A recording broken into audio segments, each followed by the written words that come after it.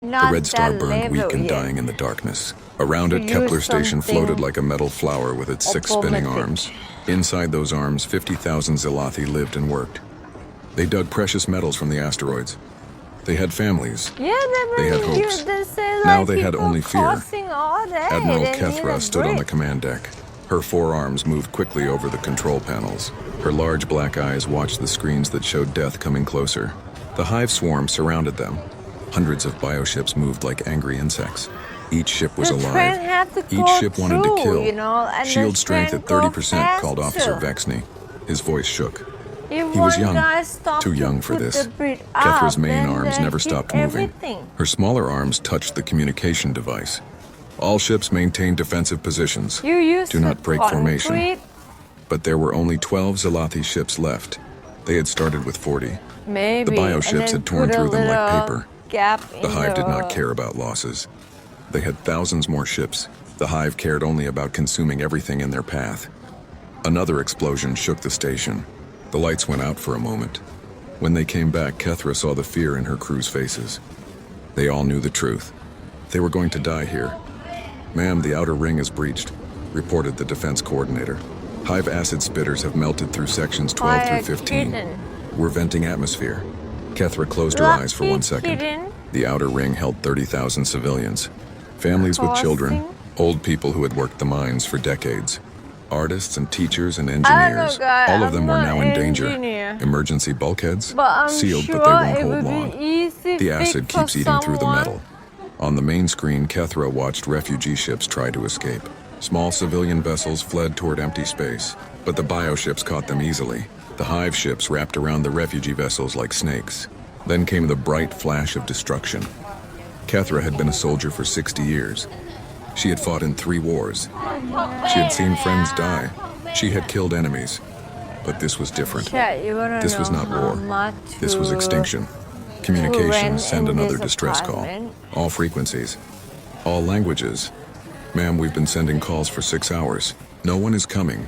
Send it anyway." The young officer nodded. His fingers worked the controls. The same message went out into space again. "Help us, we are dying. Please, someone help us," but Kethra knew the truth. They were too far from home. The main Zelathi fleet fought the Hive near the capital worlds. No ships could reach Kepler Station in time. The nearest allied species was weeks away. The humans existed only in rumors and old stories. Most people said they were myths. Another bioship slammed into the station's hull. The impact threw everyone sideways. Sparks flew from broken panels. The smell of burning metal filled the air. "Shield generators 3 and 7 are offline," reported the chief engineer. "We're down to 18% shield strength." Kethra looked at the tactical display. The bioships moved in perfect coordination. They were not many ships with different captains. They were one mind controlling many bodies. The hive mind could think faster than any individual. It could plan better than any general. It had been consuming worlds for 1,000 years.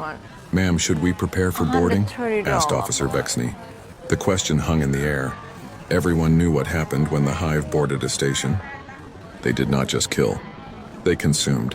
They took the knowledge from living brains. They added new voices to their collective consciousness. Death was not the worst thing that could happen here. "Not yet," Kethra said. "We fight until the last moment." She meant it. The Zelathi were a proud people. They did not surrender easily. But pride would not stop acid from eating through their walls.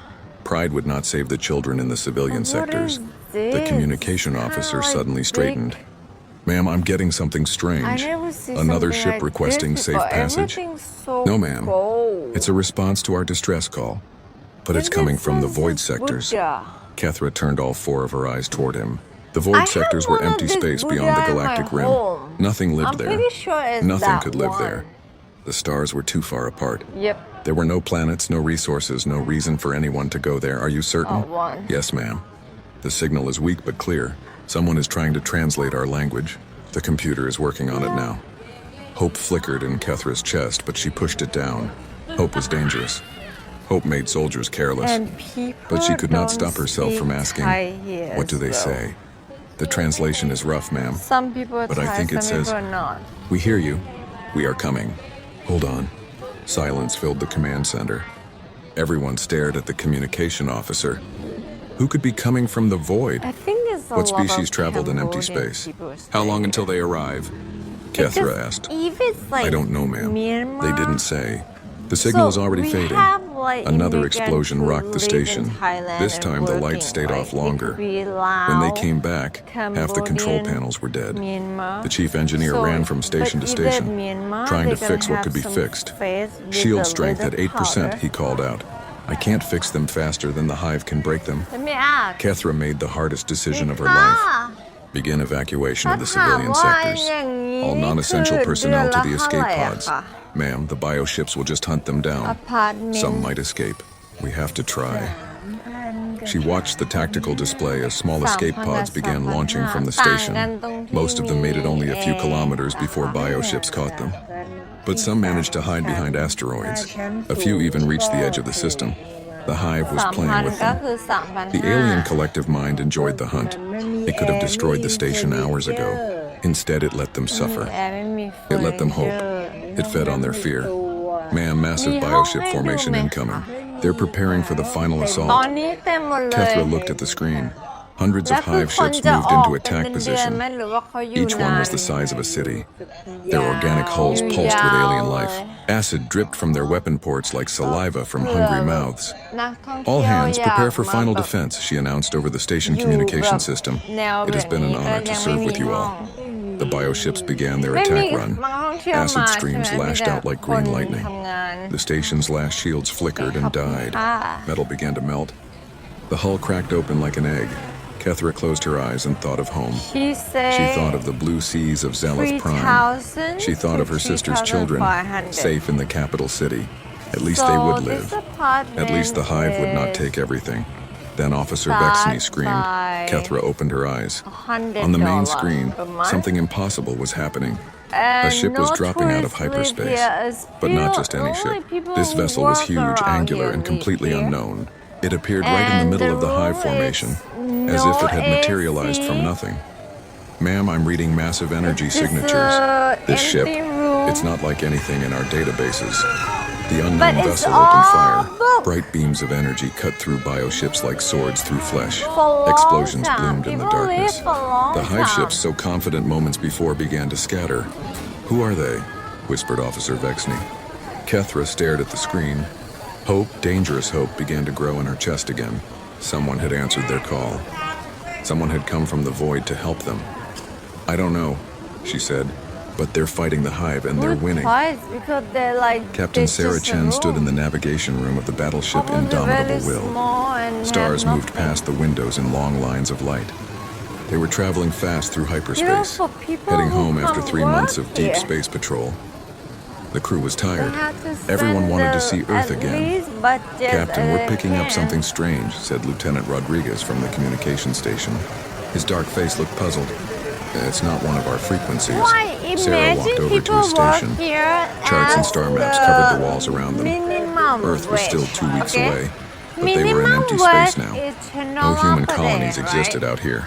No human ships should be transmitting anything. What kind of signal? She asked. It's weak, ma'am. Coming from the galactic rim. The computer says it's some kind of language, but not human. Sarah felt her heart beat faster. First contact protocols existed, but no human had ever met an alien species. Earth's colonies were young and small. Humanity had only been traveling between stars for 50 years. They had always been alone. Put it through the translation computer. Let's see what we can make of it. The computer worked for several minutes. It compared sounds and patterns. It looked for mathematical relationships. Slowly, words began to appear on the screen. The translation was rough and broken, but the meaning was clear. Help us, dying. 50,000. Please, someone. Sarah read the message 3 times. Her hands grew cold. Somewhere out there, people were in trouble. They were asking for help.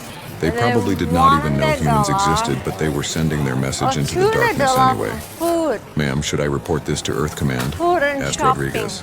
That was the proper procedure. Earth Command would study the message. They would form committees. They would debate what to do. By the time they made a decision, weeks would pass. Maybe months. Sarah looked at the message again. The aliens had said they were dying. They had said 50,000 people needed help. How long did they have? Rodriguez, can you get a location on that signal? Working on it now, ma'am. His fingers moved over the controls. You can just Got it. The signal is coming from a fan. system near the galactic rim. About 4 days Set away if we push the electric engines blue. hard. 4 days. Sarah thought about 50,000 people dying while she flew home to AC report the is a message. little She bit thought about too how she would feel if spoiled. Earth was under attack, and their distress call went unanswered because someone followed proper procedure. Ma'am, Rodriguez was waiting for orders. not Sarah made her necessarily. decision. Set course for the signal source. Maximum speed. Ma'am, that will take us further from Earth. We should report this first. We'll report it later. Right now, people need help. Rodriguez looked uncertain, but he began entering the new course. Sarah walked to the ship's communication system and opened a channel to the entire crew. This is the captain. We have received a distress call from an unknown alien species. They are under attack and requesting assistance. I'm changing our course to respond to their call. All departments prepare for possible combat operations. She closed the channel and waited. Within minutes, her senior officers arrived in the navigation room. Commander Harrison, her second-in-command, looked worried. Chief Engineer Martinez shook her head. Medical Officer Dr. Park seemed excited and nervous at the same time. I live Captain, we my don't know whole anything life about these without aliens, AC. said Commander Harrison. This could be a trap. It could be some kind of test. And I'm It could be, Sarah agreed. fine. But what if it's not? What if 50,000 people are dying while we debate? We have no idea what we're flying into, said Martinez. Their technology could be I still completely don't different see from ours. any cat. Our weapons guy. might not Tell work. me if you Our see shields might be one. useless, Dr. Park spoke up. But think about what this means. First contact with an alien species. We could learn so much. We could make friends with another civilization. We could also start a war, Harrison pointed out. Earth Command should handle this. Sarah understood their concerns. She had the same worries, but she also remembered her training at the academy. The instructors had taught them about honor and duty. Yeah, but you They can had said be that sometimes by a the captain had to make fan. hard choices without waiting for orders. I understand your You know concerns, the she said, fan? but I've made my decision. You We're know going to how help the them. fan works? Captain, what if they're hostile? Asked Harrison. Then we'll deal with that when it happens. But I won't let people die just because I'm afraid. The senior officers looked at each other. They had served with Sarah for 2 years. They knew she was a good captain. She had never led them wrong before. Actually, the What do you fan need is from better. us? Asked Martinez. I need the Because engines it's running not at maximum just gonna power make for you 4 cold. days. Can you do that? It's I'll make it work. actually Dr. Park, prepare the medical get bay rid for of casualties. mosquitoes. We don't know too. what these aliens look like, but injured people are injured people. Yes, The ma'am. I'll AC get ready not for get anything. rid of mosquito, Harrison, right? I need all weapon systems checked and ready. If these aliens are under attack, we might be flying into a battle. Already on Fan it, is like Captain. 2 in Sarah 1. felt proud of her crew. They 3 had doubts, in but 1. they trusted her. Like They would if you follow her into the fart unknown because they believed in what they were in the doing. middle of night, Over the next you're 4 not days, gonna the smell Indomitable your will own push fart. through hyperspace faster than she had ever traveled Because the before. fan will you The engines make strained the against their fart limits. go away. The hull vibrated with stress, but The Martinez kept AC everything don't running. do that. The Dr. AC Park spent her puts time the fart studying the inside alien room. message. She worked with the linguistics computer So to it's like understand more of their 3 in language. 1. She learned that the aliens called themselves Zelathi. They had 4 arms and large eyes. They lived on space stations and mined asteroids. Harrison drilled the crew on combat procedures. They practiced shooting at targets. They ran emergency drills. They prepared for the worst while hoping for the best. Sarah spent most of her time on the bridge watching the stars and thinking. She wondered what the aliens looked like. She wondered what was attacking them. She wondered if she was making a terrible mistake. But every time doubt crept into her mind, she remembered the message. Help us, dying. 50,000. Please, someone. Those words could have been sent from Earth. They could have been sent by humans under attack. The language was different, but the meaning was universal. When people were dying, when children were in danger, when families faced extinction, species did not matter. Only help mattered. On the 4th day, they reached the alien system. The computer dropped them out of hyperspace at the edge of the star system. Immediately, the sensors began picking up signals. Captain, I'm reading massive energy signatures, reported the sensor officer. There's a battle going on near the inner planets. What kind of ships? Unknown designs, ma'am. But there are hundreds of them, and they're all fighting around what looks like a space station. Sarah looked at the tactical display. The space station was huge, much larger than anything humans had built. Around it, swarms of strange ships moved in complex patterns. Some of the ships looked like machines. Others looked almost alive. Ma'am, I'm picking up the same distress signal. It's coming from the space station. Sarah nodded. The aliens were still alive. They were still fighting, but they were outnumbered and losing. All hands battle stations, she announced. We're going in. Captain, there are hundreds of enemy ships, said Harrison. We're just one battleship. Sarah smiled grimly. Then we'd better make it count. Helm, take us into the battle. Maximum speed. The indomitable Will turned toward the fighting. Her engines roared to life. Her weapons powered up. Her shields strengthened. Sarah thought about the human motto that hung in her cabin. No one fights alone. Today, 50,000 aliens would learn that humans meant what they said. The unknown ships ahead of them looked dangerous. They moved like a swarm of insects. But Sarah was not afraid. She had good people with her. She had good weapons. Most importantly, she had a good reason to fight. This is Captain Chen to all stations. Today we make first contact. Today we show the galaxy who humans are. Today we prove that when someone calls for help, we answer. The indomitable Will dropped out of hyperspace like an arrow shot from the darkness. Admiral Kethra watched on her screens as the unknown ship appeared in the middle of the hive formation. The vessel was massive, bigger than any Zalathi battleship. Its hull was gray metal with sharp angles. Strange lights ran along its sides in patterns she had never seen. What is that thing? Whispered Officer Vexney. Before anyone could answer, the unknown ship opened fire. Bright beams of energy cut through the nearest bioships. The hive vessels, which had seemed unstoppable moments before, exploded into pieces.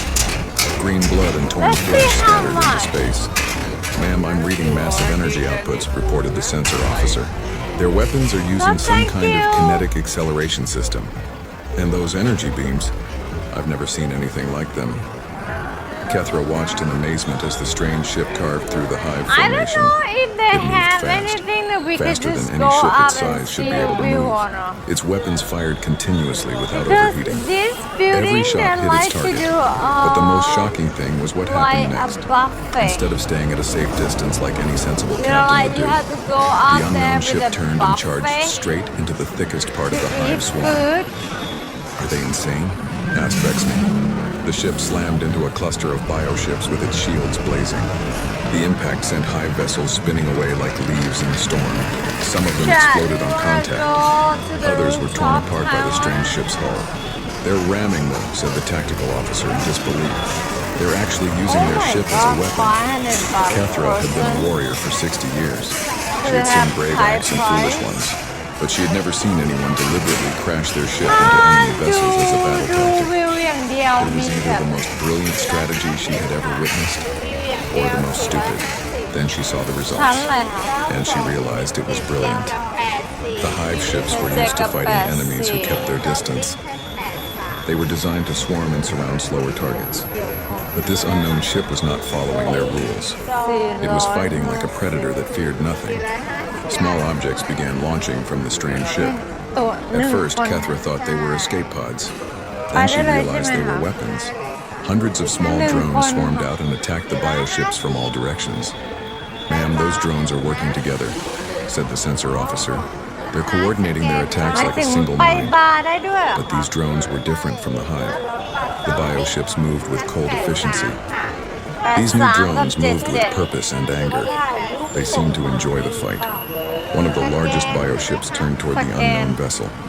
It was a command ship, twice the size of any other hive vessel. Its mouth opened to reveal rows of acid-spitting weapons. Green death poured out toward the strange ship. The unknown vessel's shields flared bright blue. The acid struck the shields and scattered like rain on glass. Then the strange ship returned fire with something that made Kethra gasp. It was a projectile weapon, but not like anything she knew. A chunk of metal the size of a small building shot out at incredible speed. It punched through the bioship's hull like it was made of paper. The command ship folded in on itself and died. What kind of weapon was that? Asked Vexney. I think it was just a piece of metal, said the sensor officer, but moving so fast that it hit with the force of a nuclear bomb. Kethra understood. These unknown warriors did not need exotic energy weapons or complex technology. They could turn simple things into devastating weapons through pure physics. It was elegant and terrifying at the same time. The communication console suddenly came alive. The unknown ship was trying to contact them. The translation computer worked frantically to decode the message. This is Captain Chen, human ship. Are you receiving? Human. Kethra had heard that word in old stories. Legends spoke of a species from the far rim that fought like demons and protected the innocent. Most scholars thought they were myths, but here they were, real and fighting for strangers. Open a channel, Kethra ordered. Use the mathematical translation protocol. She spoke slowly into the communicator, using simple concepts that any space-traveling species would understand.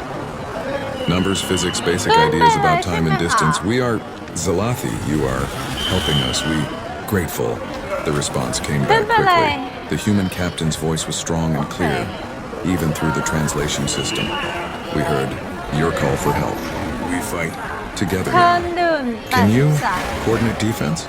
Coordinate defense? Kethra almost laughed. Her 12 ships against hundreds of bioships. But as she watched the human vessel tear through another formation of hive ships, she realized they might actually have a chance. Yes, we coordinate. What do you need? I'm so confused. Protect them station. We will draw them away. Kethra watched as the human ship began moving in a strange pattern. It was leading the bioships away from Kepler Station, making itself the primary target. The hive swarm followed, desperate to destroy this new threat.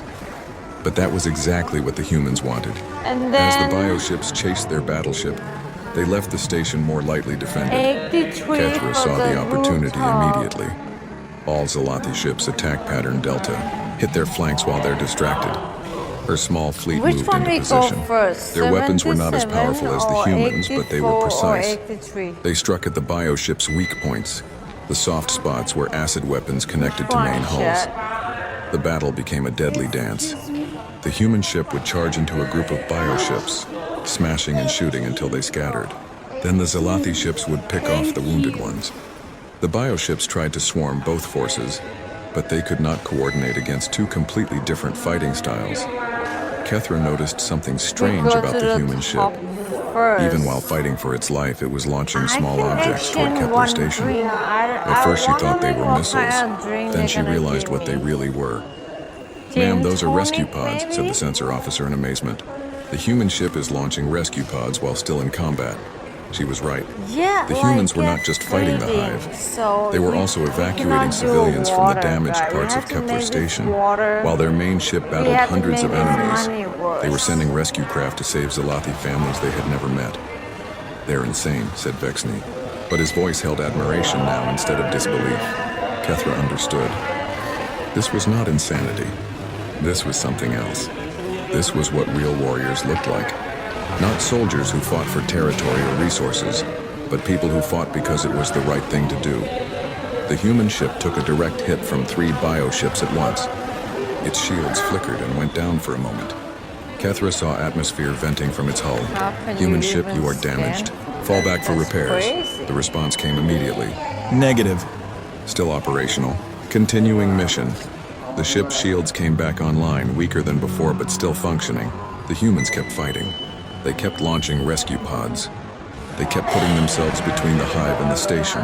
More bioships arrived from deep space. The hive was calling in reinforcements.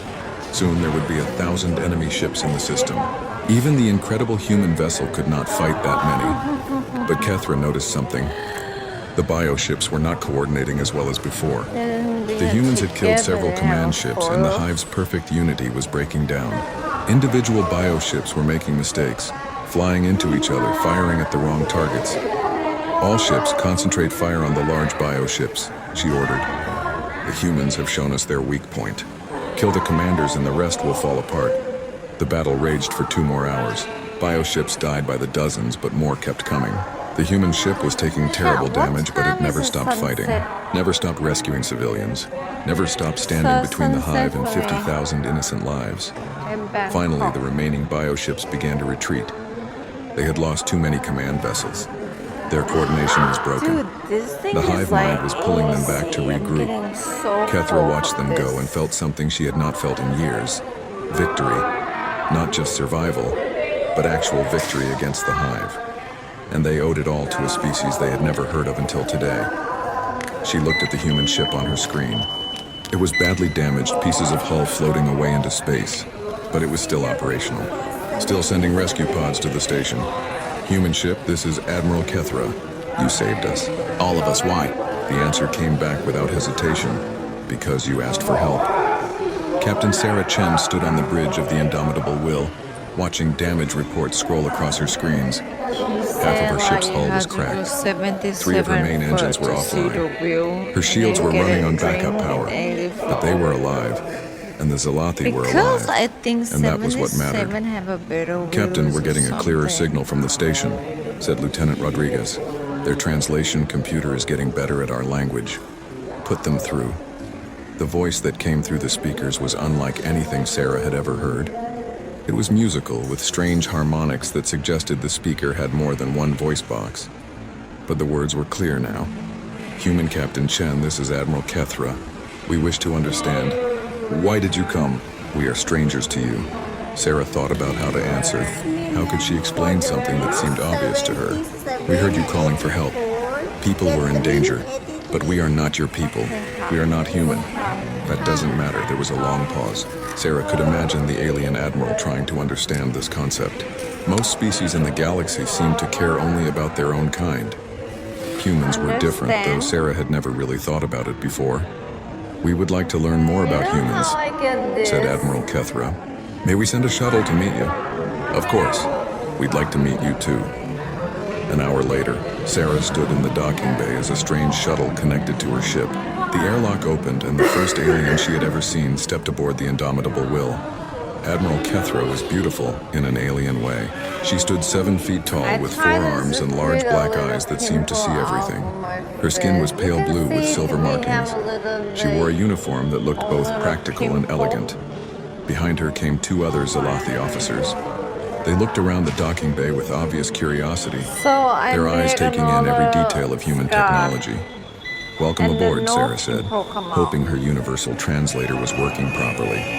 Admiral Kethra approached and performed what was clearly a formal greeting, all 4 arms moving in a complex pattern. The honor is ours, Captain Chen. You saved 50,000 lives today. We couldn't have done it without your help, Sarah replied. Your ships fought bravely. They walked to the conference room where Sarah's senior officers waited. The humans and Zalathi studied each other with fascination. 2 species meeting for the first time, united by battle. We must understand your tactics, said Admiral Kethra as they sat down. You fought the Hive unlike any species we have seen. You used your ship as a weapon. You launched drones that fought independently. How is this possible? Commander Harrison leaned forward. We call it adaptive warfare. We don't follow their rules. If the enemy expects us to keep our distance, we charge. If they expect us to fight alone, we coordinate. If they expect us to value our ships over lives, we ram them. One of the Zalathi officers, who had been introduced as tactical coordinator Zexal, shook his head. But you could have lost your ship. You could have died. Ships can be replaced, Sarah said simply. Lives cannot. Admiral Kethra's large eyes fixed on Sarah. Even alien lives? Lives of people you had never met? Every life has value. Human, Zalathi, or any other species. When someone calls for help, you answer. When someone is in trouble, you help them. It's not complicated. The Zalathi exchanged glances. Sarah realized this concept was not universal. Other species might help their allies or trading partners, but help complete strangers at great personal risk. That was apparently unusual. Tell us about the Hive, Sarah said. How long have they been attacking your people? Admiral Kethra's expression darkened. They have consumed worlds for over 1,000 years. They are not like us. They are one mind controlling millions of bodies. They do not negotiate. They do not show mercy. They consume everything in their path. But you've been fighting them, fighting and losing. They adapt to our tactics. They learn from every battle. They grow stronger while we grow weaker. Dr. Park spoke up from across the table. Are they really all one mind? Yes. Every bioship, every creature connected to the central consciousness. It is their greatest strength and their greatest weakness. Sarah understood immediately. That's why cutting off the command ships worked. Disrupt the network and the individual parts don't know what to do. Exactly. But no one has ever been able to exploit this weakness before. The command ships are too well protected. Because everyone fights them the way they expect to be fought, said Harrison. but we don't follow their rules. Admiral Kethra leaned back in her chair. Your species is very young, yes? You have not been traveling between stars for long. About 50 years, Sarah confirmed. Why? Most species learn caution as they grow older. They learn that helping strangers is dangerous. They learn to protect their own interests first. But you still fight like you believe the universe can be made better. Sarah felt a strange sadness at those words. Is that what happens? Species stop helping each other? Usually, yes. Survival becomes more important than honor. Resources become more important than lives. It is the way of the galaxy. Not for humans, Sarah said firmly. We'll never stop helping people who need it. The Zalathi officers looked at each other again. Sarah realized they were having a conversation with their eyes, some kind of silent communication. What is your home like? Asked Admiral Kethra. Sarah smiled. Earth is a beautiful world. No, we Blue have to oceans, get green continents, white clouds. We have many different peoples and cultures, but we all share one thing. We believe that everyone deserves to be safe and free. And your government sent you to help us? Actually, no. They don't even know we're here yet. I made the decision to come. This caused quite a stir among the Zalathi. They spoke rapidly in their own language, all their arms moving in agitation. You came without orders? Asked Admiral Kethra. Without official approval? People were dying. I couldn't wait for permission to help them. But what if your government disapproves? What if you are punished? Sarah shrugged. Then I'll be punished. But 50,000 people will be alive. The Zalathi sat in stunned silence for several minutes. Finally, Admiral Kethra spoke. Captain Chen, in all my years of military service, I have never met anyone like you. Your species is either the bravest in the galaxy or the most foolish. Maybe both, Sarah admitted with a laugh. There is something you should know, said Admiral Kethra. The Hive will return. They always return. What you did today was magnificent, but it was only a temporary victory. Then we'll fight them again. But you are only one ship. The Hive has thousands. Sarah looked around the table at her officers, then at the alien admiral who was quickly becoming a friend. Maybe one ship today, but perhaps not tomorrow. Admiral, would you be interested in an alliance? Admiral Kethra's eyes widened. An alliance between our species? Why not? We both believe in protecting innocent people. We both hate bullies who pick on those weaker than themselves. We both think the Hive needs to be stopped. But your government will understand when I explain it to them. Earth has many problems, but a lack of courage isn't one of them. And they learn about the Hive. When they hear about what happened here, they'll want to help. Admiral Kethra stood up and performed another formal gesture. Captain Sarah Chen, I would be honored to ally with humanity. You have shown us something we thought was lost in the galaxy. You have shown us that there are still species who fight for what is right, not just what is profitable. Sarah stood as well and extended her hand. Admiral Kethra looked at it curiously, then reached out with one of her forearms. Their hands met in the first handshake between human and Zalathi. Partners then, Sarah said. Partners, agreed Admiral Kethra, and may the Hive learn to fear what we can accomplish together. 3 days after the battle, Captain Sarah Chen floated in the medical bay of Kepler Station, surrounded by humans and Zalathi working side by side. Her left arm was in a cast from when a console had exploded during the fighting. Dr. Park moved between beds, treating injured crew members while Zalathi doctors shared their knowledge of alien biology. The sight still amazed Sarah. Humans and aliens working together, as if they had been friends for years. Language barriers melted away when people focused on healing instead of differences. Captain, you have visitors, said Dr. Park, nodding toward the entrance. Admiral Kethra entered with 2 young Zalathi. One was barely more than a child, small even by Zalathi standards, with bright silver markings that indicated she was very young. Captain Chen, said Admiral Kethra, I would like you to meet Silura and her brother Nexim. Their family lived in the outer ring that the Hive breached. Sarah looked at the young Zalathi with understanding. Your parents? The older brother, Nexim, spoke in broken English. He had been learning human language from the computer systems. Parents has gone. Hive took them. But humans saved us. Saved everyone in our section. The little girl Silara stepped forward shyly. In her small forearms, she held something that looked like a flower made from metal and crystal. You could just like She offered it to Sarah with a formal bow. She made this for you. Admiral Kethra translated. It is called a gratitude bloom. Our children make them for heroes. Sarah accepted the gift carefully. It was beautiful, intricate, and obviously made with great care. Thank you, Silara. It's wonderful. It's too The little girl smiled, heavy, showing though. teeth that were sharp but somehow still innocent. She said something in Zalathi that made Admiral Kethra laugh. She says you fight like the monsters in her storybooks. You can The go good monsters anywhere. who You protect can watch it everyone. outside. Sarah grinned. I've been called worse things.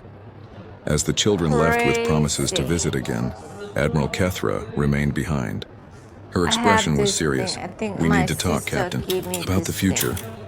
They found a quiet corner of the station's observation deck. Through the transparent walls, they could see both human and Zalathi ships working together to repair damage. Rescue shuttles still moved between the wrecks, searching for survivors. The Hive will send scouts, Admiral Kethra said. They will want to know how their attack failed. When they learn about humans, they will adjust their tactics. Sarah nodded. She had expected this. How long do we have? Months, maybe a year. But they will return with more ships. Many more.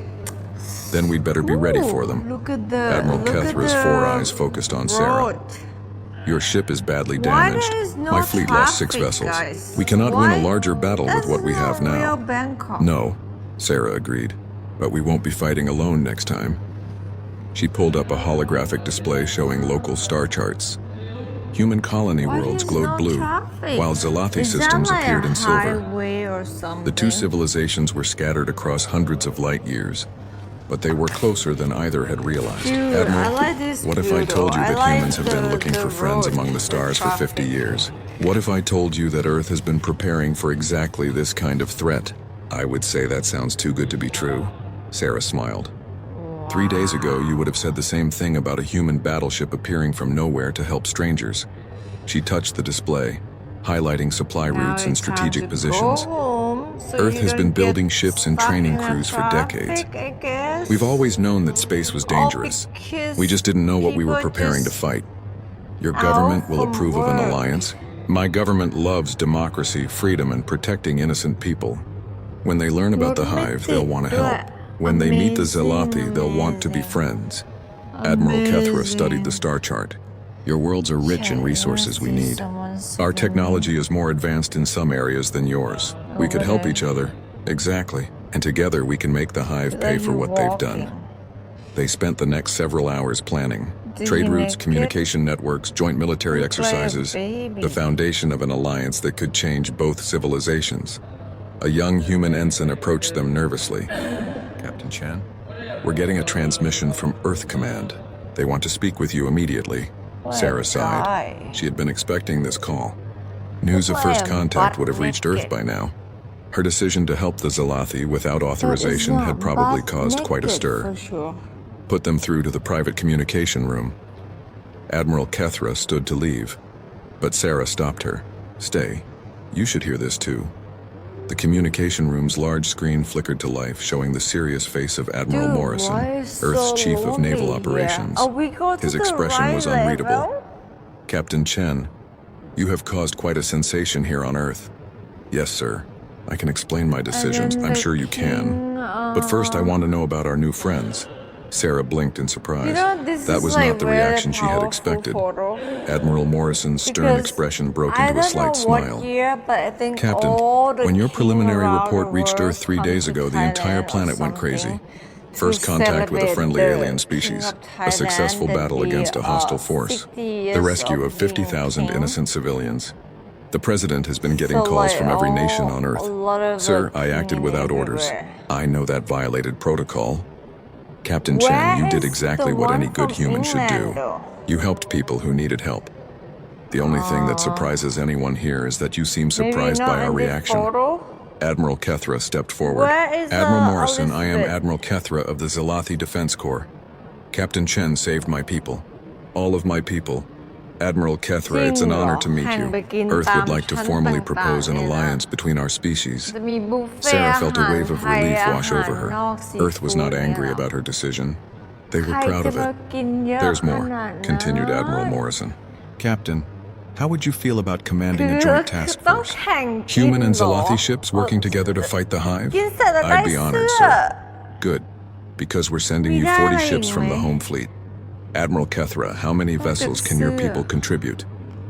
Admiral Kethra's eyes widened. 40 ships, we could match that number.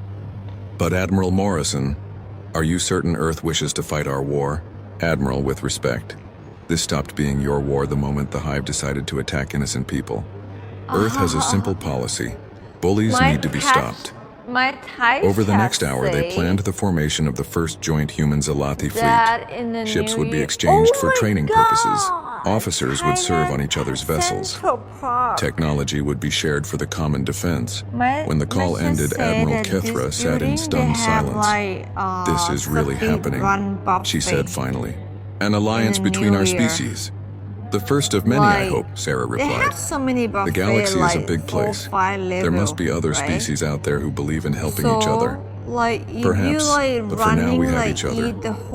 Sarah looked out at the stars, thinking about the future. The Hive would return, probably with more ships than either species had ever seen. But they would not be facing humans alone or Zalathi alone. They would be facing something new in the galaxy. They would be facing allies. A month later, Sarah stood on the bridge of her new flagship, watching human and Zalathi ships practice combat maneuvers together. The formations were rough, but improving every day. The crews were learning each other's languages and customs. Lieutenant Rodriguez looked up from his station. Captain, we're receiving a transmission from the outer system. It's another distress call. Sarah felt her heart rate increase. Unknown species? Yes, ma'am. And they're under attack by bioships. Sarah looked at Admiral Kethra, who had been working at the navigation station. The Zalathi admiral smiled, showing those sharp teeth that Sarah had learned meant determination, not threat. Well, Captain Chen, shall we go introduce another species to the Alliance? Sarah grinned and turned to the helm officer. Set course for the distress signal. Maximum speed. And send a message to the unknown ship. What should it say, Captain? Tell them what someone told us a month ago. Tell them we hear you. We are coming. Hold on. The joint fleet turned as one and jumped to hyperspace, carrying the promise that no one in the galaxy would ever fight alone again. Behind them, Kepler Station gleamed in the light of its dying star, rebuilt and stronger than ever. And in the medical bay, a small Zalathi girl named Silara worked on another gratitude bloom. This one for all the humans who had taught her people that the universe still contained heroes.